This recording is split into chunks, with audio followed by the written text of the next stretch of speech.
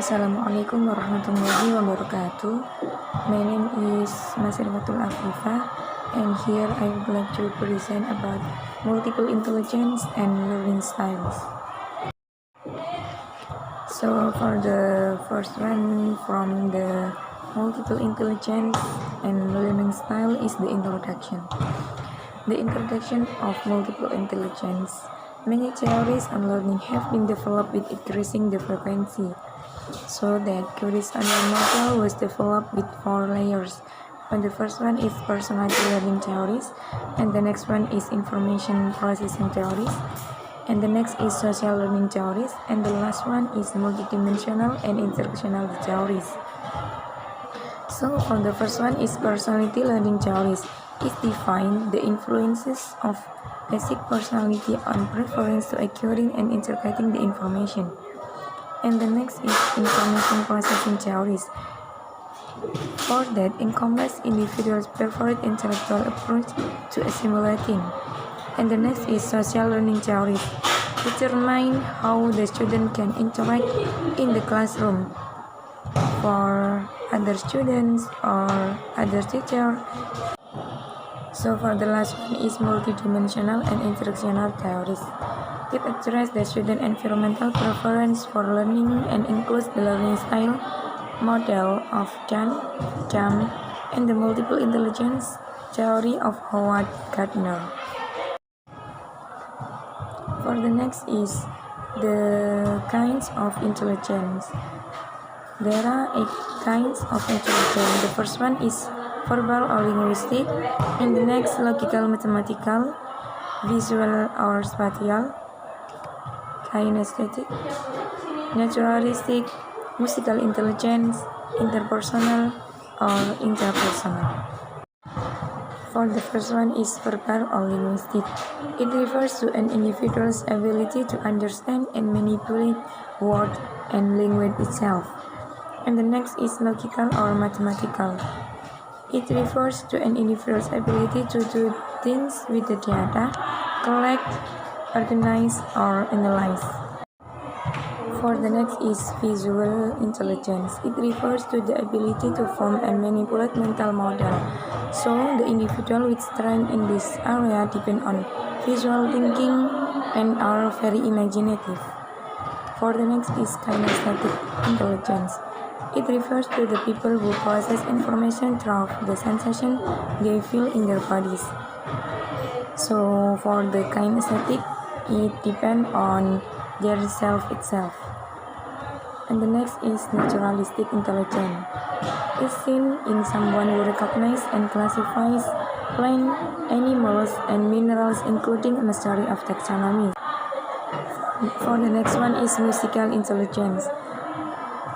For musical intelligence, it refers to the ability to understand, read, interpret the musical timbre, rhythm, and tones.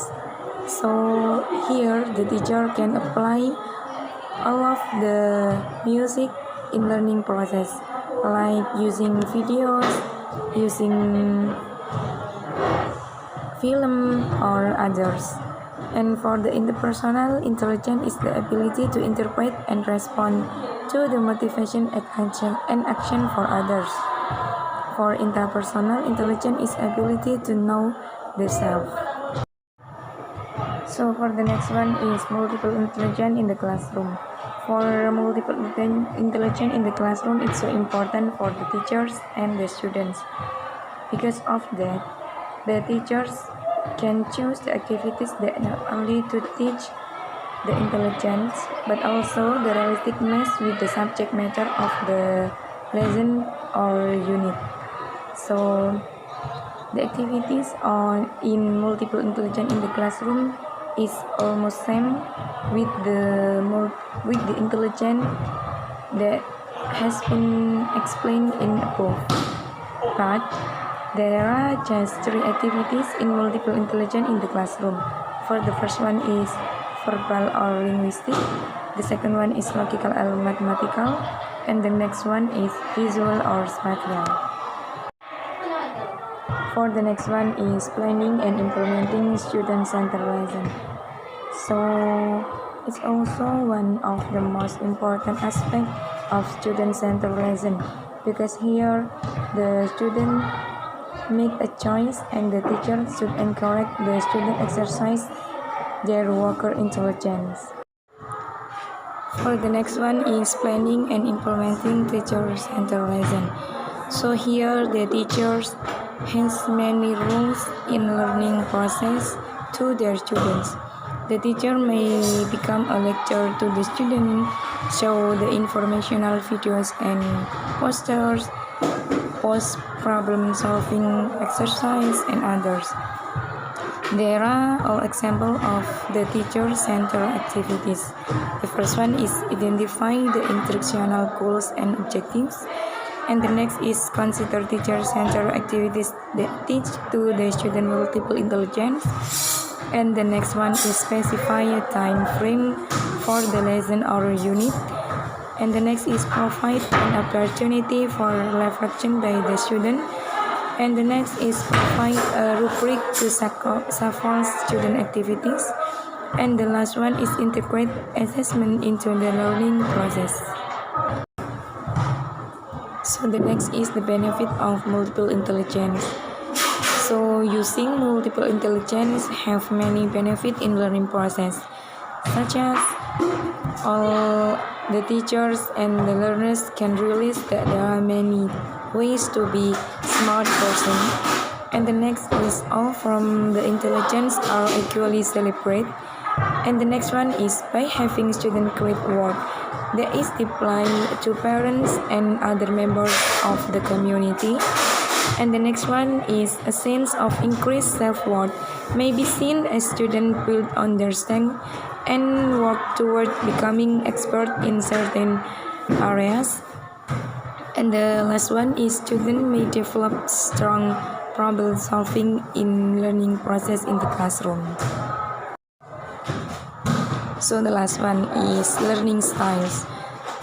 The definition of learning style is commonly used throughout the various educational field and therefore has many connotation others between learning styles and multiple intelligence itself. So in general, it refers to the uniqueness of how each learner receive and process the new information from the teachers. For the first one is the visual learning style. So the visual learning style is the process information most effectively when the teacher information just in. No, don't need to be spoke, just in. So the best learning style is using visual learning style. And the next one is the oral learning style.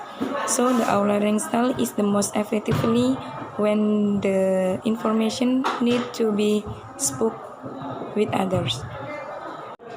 For the next is reading. The reading of writing earnest process information most effectively when presented in a writing language format. The next one is the kinesthetic and actively through the cycle means. So the kinesthetic learning refers to the whole body movement, while tactile learning refers only to the sense of the touch. So this is my presentation. Thanks for your attention. The last I say, wassalamualaikum warahmatullahi wabarakatuh.